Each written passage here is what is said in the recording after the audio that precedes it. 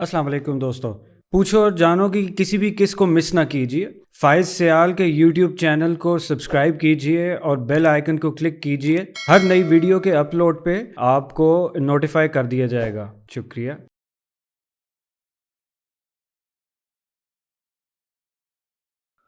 औज़ुबिल्लाहिमिनश्शैतानिर बिस्मिल्लाहिर्रहमानिर्रहीम। पहला सवाल ये है जी कि कोई ख़ातून हैं, शायद वो काउंसलिंग करती हैं, तो वो पूछ रही हैं कि कुरान और हदीस की साथ मिला के काउंसलिंग कैसे की जाए, तो इसका क्या स्टेप हो सकते हैं। इस तरह के 2-3 सवाल थे, तो मैंने उनको एक ही सवाल में मर्ज कर दिया है।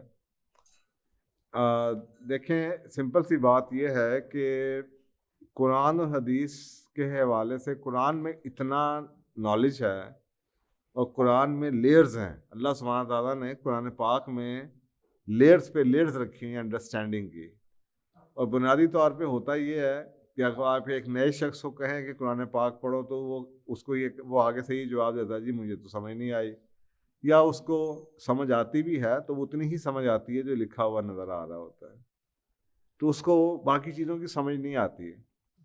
अच्छा, अब एक रूल ऑफ थंब ये है कि अल्फाज के हमारे बिहेवियर्स में कहते हैं, कम्युनिकेशन साइंसेस में कहते हैं कि अल्फाज के मानी नहीं होते, मानी लोगों में होते हैं। इसका मतलब ये है कि जब आप पढ़ते हैं कुछ चीज़, तो जो आपके दिमाग में ऑलरेडी एक्सपीरियंसेस होते हैं, जो आपका एक्सपोजर होता है, जो आपका अर्लियर नॉलेज होता है, जो आपने चीज़ें पढ़ी होती हैं, उसी कॉन्टेक्स्ट में फिर वो आप चीज़ जब रिलेट होती है तो आप छलांगे मारते हैं कि यार ये तो कुरान पाक की आयत उसके साथ जुड़ रही है।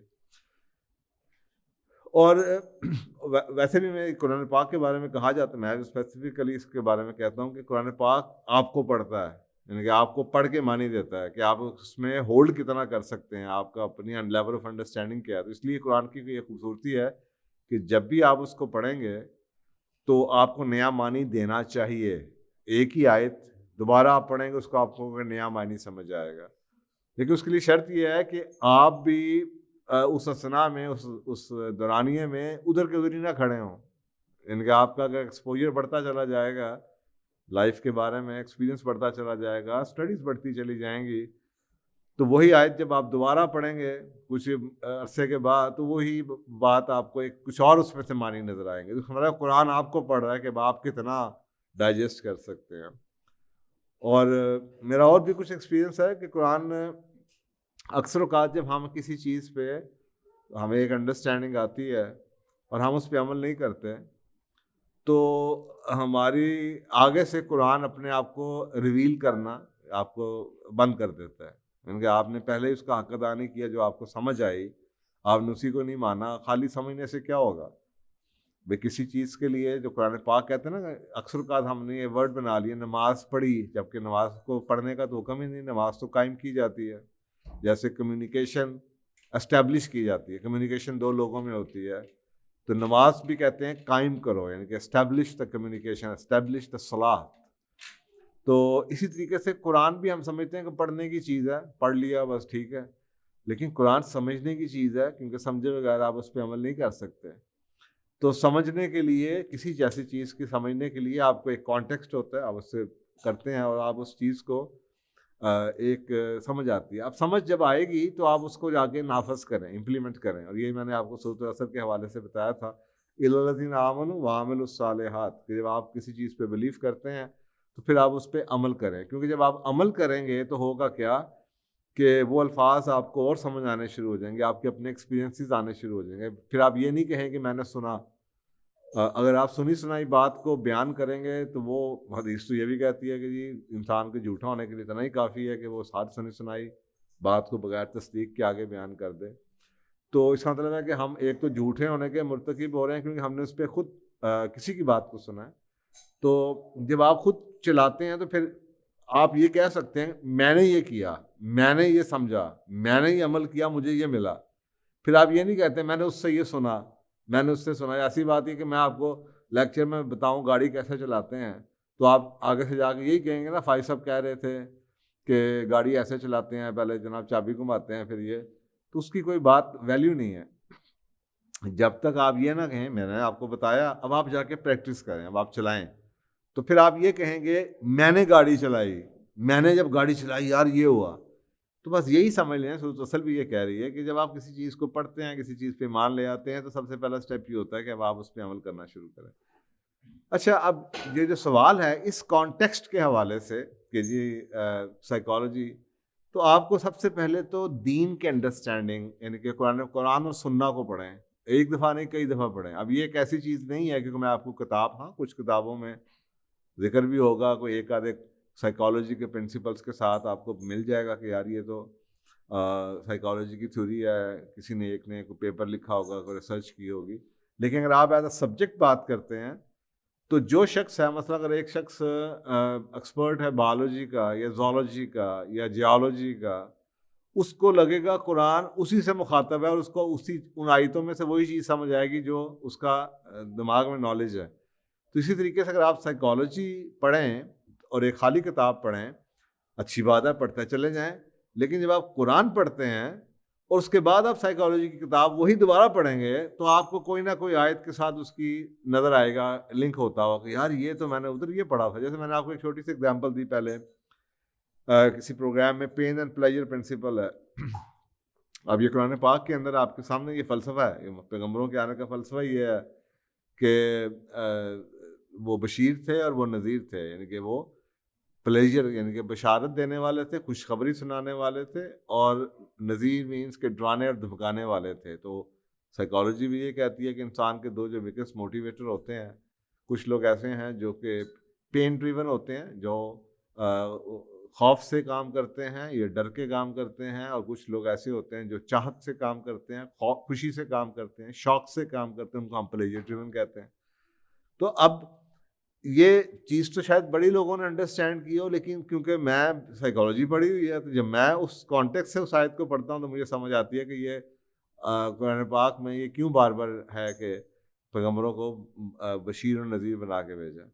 تو یہ یہی اس کا رول آف تھمب ہے کہ ایک طرف آپ اپنے سبجیکٹ کو گہرائی میں پڑھیں، اس کے بعد قرآن پاک کو اگر ایک دفعہ آپ کو سمجھ نہیں آتی تو پڑھی جائیں اور پڑھتے ہی چلے جائیں، اور احادیث کو ساتھ مطالعہ کریں۔ میں نے کئی بکس ایسی ہیں جس میں کئی چیزیں ایسی ہیں جو بیہیویئر سائنس کے یا مینجمنٹ کے پرنسپلس ہیں جو میں نے اپنی کتابوں میں ذکر کیا ہوا ہے، اور میں نے ان کو اس کے ساتھ ریلیٹ کیا۔ زندگی کے فلسفے ہیں۔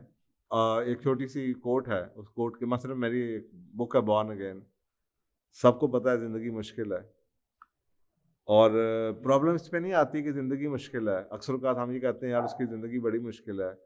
دیکھیں، مشکل سے کبھی بھی کوئی مسئلہ نہیں ہوا، پرابلم وہاں پہ آتی ہے کہ جب ہم جو بھی ہمیں چیلنجز لائف کے آتے ہیں، جب ہم ان چیلنجز کو ہینڈل کرنے کی ہمارے پاس کمپیٹنس نہیں ہوتی، ہمارے پاس ہم ان لائف کے چیلنجز کو ہینڈل نہیں کر سکتے، تو وہ چیزیں سٹریس آتی ہیں یا وہ ہمیں لائف مشکل لگتی ہے۔ لیکن اگر آپ کو پہلے سے پتا ہو کہ لائف مشکل ہے اور آپ کی کمپیٹنس ہو تو آپ کو لائف مشکل نہیں لگے گی۔ تو اسی طریقے سے اب یہ میرا ایک بورن اگین، اس کی پہلا جو ڈے 1 ہے اسی کے اوپر میں نے لکھا اف یو انڈرسٹینڈ، اگر آپ کو سمجھ آ جائے کہ زندگی مشکل ہے تو پھر یہ مشکل نہیں ہے، کیونکہ آپ کو پتہ چل جائے کہ یہ چیز مشکل ہے۔ مثلا آپ پہاڑ پہ جانا چاہیں، اب سردیوں کا موسم ہے اور آپ ٹھنڈ کے علاقے میں جا رہے ہیں، اب آپ کو پتہ ہے کہ یہ مشکل ہے، تو میں نے ہائکنگ کرنی ہے اور ادھر برف پڑی ہوئی۔ اب آپ سوچیں، آپ کو پتہ ہے کہ یہ مشکل ہے تو آپ کیا کریں گے؟ آپ اس کا انتظام کریں گے۔ جانے سے پہلے بھی آپ ایکسرسائز کرتے ہیں، اپنے مسلس کو ٹھیک کرتے ہیں، پریکٹس کرتے ہیں ٹھنڈ میں رہنے کی، آپ اس کے لیے جو جو چیزیں آپ کو چاہیے، تو پھر وہ آپ کو مشکل نہیں لگتا۔ آپ سفر کے لیے نکلتے ہیں، ان لوگوں کے لیے سفر مشکل ہو سکتا ہے، یہ سرپرائزنگ ہو سکتا ہے جو تیار نہ ہو، گاڑی کا کچھ ہو جائے، لیکن اگر آپ تیار ہو کے نکلے ہیں، اسٹپنی بھی پڑی ہے، گاڑی کے اندر پیٹرول بھی ہے، اوزار بھی پاس ہیں، تو پھر آپ نکل بھی جائیں تو آپ کو پتہ ہے کہ یار ورسٹ کیس سینیریو میں کیا ہوگا، یہی ہوگا نا، میں اس کو ٹھیک کر لوں گا۔ تو بعض دفعہ زندگی کی گاڑی کے لیے کو چلانے کے لیے ہماری انڈرسٹینڈنگ، اور اسی لیے قرآن پاک میں یہ آیت ہے کہ تو یہ زندگی کھیل تماشا نہیں ہے۔ تو اگر زندگی کو آپ یہ انڈرسٹینڈ کریں کہ کوئی بات نہیں یار، یہ ٹف ہے، لیکن اللہ تعالیٰ نے ہمیں اشرف المخلوقات بنایا ہے، اب ہمارا کام اشرف المخلوقات۔ آپ سوچیں، انسان چاند پہ، پہاڑ پہ، کہاں ایسی ایسی جگہوں پہ چلا گیا ہے جہاں پہ سوچ نہیں سکتا آدمی، لیکن وہ کیسے چلا گیا؟ وہ اس لیے چلا گیا کہ اس نے اس چیز کی کمپیٹنس لے لی ہے۔ آپ دنیا زندگی کے اندر اگر جو ہمارے ارد گرد ہو رہا ہے، ہمارا اس کے پاس کمپیٹنس ہی نہیں ہے اس کو ہینڈل کرنے کی، لائف کے چیلنجز کو، تو زندگی مشکل ہی لگے گی۔ اب یہ پرنسپل سائیکالوجی کا بھی ہے کہ خوف کیسے آتا ہے۔ خوف کے لیے اگر آپ تیار نہیں ہیں, اسٹریس کے لیے اگر آپ تیار نہیں ہیں, تو اس سے آپ ریلیٹ کرتے ہیں. اور قرآن پاک میں آیات ہیں, جیسے آپ کے سامنے ایک آیت ہے کہ اپنے گھوڑوں کو تیار رکھو. اب ایک تو اس کا سرفیس میں معنی ہے, اور قرآن کی میں ایک خوبی ہے یہ کہ اس پہ سرفیس میں معنی ہوں گے. آپ کو لگے گا یہ حضرت موسیٰ علیہ السلام کی کوئی کہانی سنائی جا رہی ہے, اور جی چلیں چھوڑیں جی اب تو یہ زمانہ گزر گیا, بنی اسرائیل چلے گئے, فرعون تو ہے نہیں, اب تو سلیوری ہوتی نہیں. آپ سمجھتے ہیں کہ یہ کہانی ہے, وہ سرفیس پہ کہانی ہے. لیکن اللہ سبحانہ تعالیٰ نے انسان کی فطرت کو جانتا ہے. اللہ سبحانہ تعالیٰ نے قرآن, جیسے میں اس دن کہہ رہا تھا کہ بچوں کے لیے بہت زیادہ نیڈ ہے سٹوری ٹیلنگ کی, اسی طریقے سے قرآن پاک اللہ جانتا ہے انسان کو کہ اللہ نے بنایا ہے, تو اس کو یہ پتہ ہے کہ اس کو ایک سٹوری, تو اللہ نے قرآن پاک میں سٹوریز کے تھرو, آپ کو لگ رہا ہے یہ واقعہ 1400 سال پرانا, 2000 سال پرانا, جی یہ تو حضرت نوح علیہ السلام کے زمانے کا واقعہ ہے, لیکن جو اس کے اندر سرفیس کے نیچے جو پرنسپل ہے, وہ واقعہ تو ختم ہو گیا, لیکن وہ پرنسپل جو ہے وہ سارے ہمیشہ کے لیے ہے. تو وہ آپ کو جب آپ تھوڑا سا ڈگ کرتے ہیں, ڈیپ جاتے ہیں, تو پھر آپ کو اس کی انڈرسٹینڈنگ ملتی ہے. اس کے لیے ایک طرف آپ اپنا نالج بڑھائی جائیں, اپنا سبجیکٹ نالج, پلس آپ قرآن اور سنت کا حدیث کا مطالعہ کرتے رہیں, تو وہ آپ کی انڈرسٹینڈنگ بڑھتی چلی جائے گی. اسی طریقے سے ایک کاؤنسلنگ کے بارے میں اکثر کہتا ہوں, میں کافی زندگی میں کافی 30-35 سال ہو گئے کاؤنسلنگ کرتے ہوئے, اور ایک مجھے یاد ہے ایک دفعہ کسی شخص نے کہا جی میں تو آپ سے اس لیے ملنا چاہ رہا تھا کہ میں آپ سے اپنے دکھڑے جو سے, آپ تو میری بات ہی نہیں سن رہے. میں نے کہا بی بی آپ اپنے دکھڑے سنا کے کیوں پیسے ضائع کر رہی ہیں, اپنا ٹائم ضائع کر رہی ہیں. تو ہماری سائیکالوجی ہے 60s-70s کے اندر, اس میں بڑی تبدیلی آئی ہے. 60s-70s کی سائیکالوجی جو ہوتی تھی اس میں کہا جاتا تھا کہ جناب لوگوں سے نا بات کرتے ہیں آپ, لوگوں کے اندر بات کرنے کی خواہش ہوتی ہے, ابھی بھی لوگوں میں بڑی ہوتی ہے. پیسے دے دے کے کاؤنسلر کو صرف کہانیاں سناتے ہیں جس کا کوئی سر پیر نہیں ہوتا, وہ بھی سنی جاتے ہیں. ان کو پتا ہے جی جیسے رکشے میں میٹر چل رہا ہوتا ہے کہ یار سنی جاؤ. لیکن ایشو یہ ہے کہ ٹاکنگ آؤٹ سے اس کے اندر جو ہے وہ نکل جائے, وہ تو چلیں اس کے اندر جو ہے وہ تو نکل جائے, لیکن اگر اس کے اندر وہی قصے ہیں, میرے خامن نے یہ کر دیا, میری ساتھ نے وہ کر دیا, میرے فلانے نے یہ کر دیا, میرے دوست نے وہ کر دیا, میرے ساتھ ظلم ہو گیا, میرے ساتھ خاندان نے یہ کر دیا, اور وہ بات 25 بار ریپیٹ ہو رہی ہے. اب آپ مجھے یہ بتائیں, زخم کو اگر آپ بار بار کھودیں گے, کریدیں گے, تو زخم تو کبھی ہیل نہیں ہوگا. اب ہوگا کیا, جب وہ بات اپنا واقعہ سنانا شروع کر دیں گی خاتون یا آدمی, اور وہ واقعہ جو کہ 10 سال پرانا ہے, 5 سال پرانا ہے, 2 سال پرانا ہے, تو ہوگا کیا, وہ زخم دوبارہ سے ہرے ہو جائیں گے. کچھ ہی دیر میں لگے گا وہ رونا شروع کر دیں گے, گھنٹہ ایسے ہی گزر جائے گا.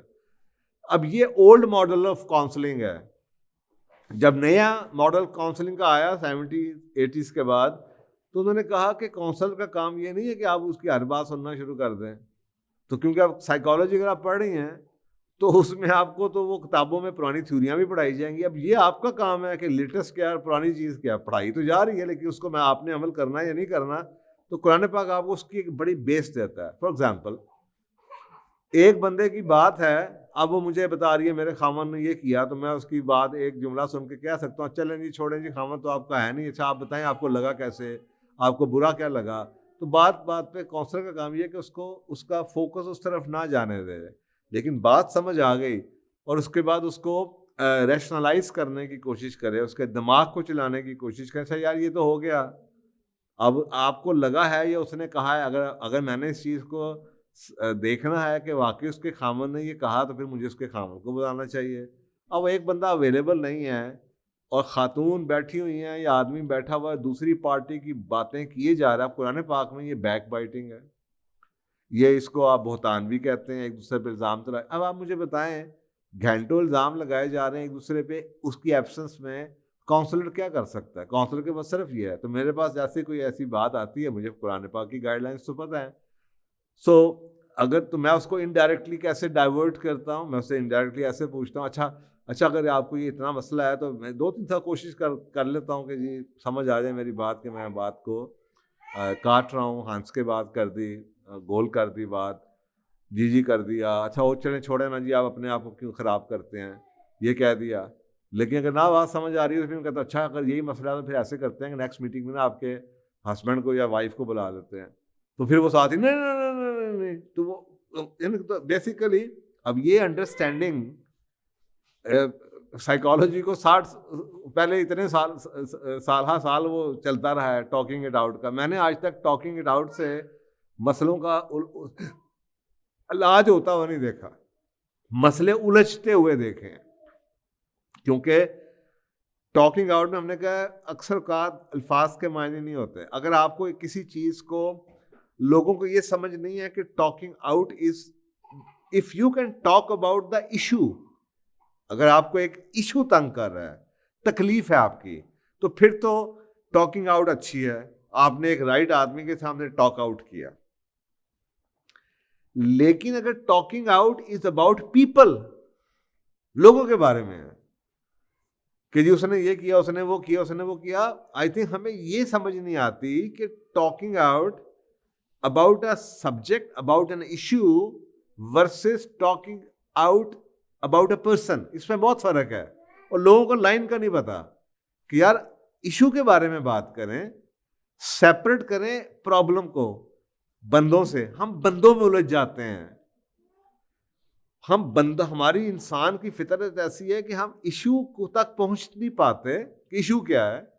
ہم بندوں کی اپنی جو بائسز ہیں ان پہ پھنس جاتے ہیں. تو قرآن پاک میں بڑا کلیئرلی وسوسے, بدگمانی, ان چیزوں کے بارے میں ذکر ہے, اور بہت خوبصورت ایک کاؤنسلنگ کا ماڈل ہے.